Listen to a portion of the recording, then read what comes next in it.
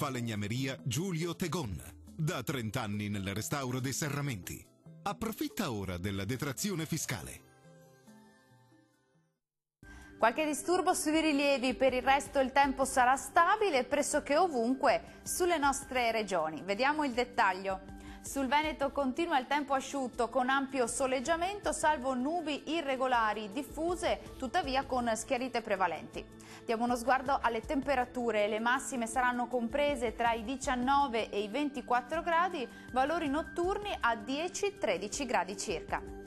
Che tempo farà invece sul Friuli Venezia Giulia? Anche qui sarà stabile, in prevalenza soleggiato su tutti i settori, salvo una diffusa e parziale nuvolosità e qualche pioggia possibile sul Triestino.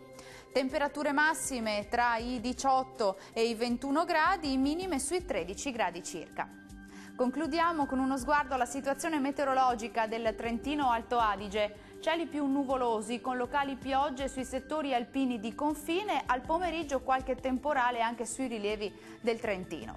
Vediamo le temperature, le massime risultano essere in aumento, attese intorno ai 25-26 gradi, valori notturni a 11-13 gradi circa.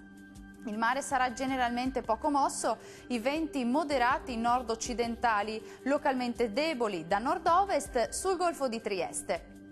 Per ora dal meteo è tutto, arrivederci!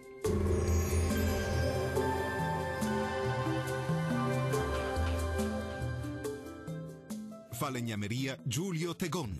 Da 30 anni nel restauro dei serramenti. Approfitta ora della detrazione fiscale.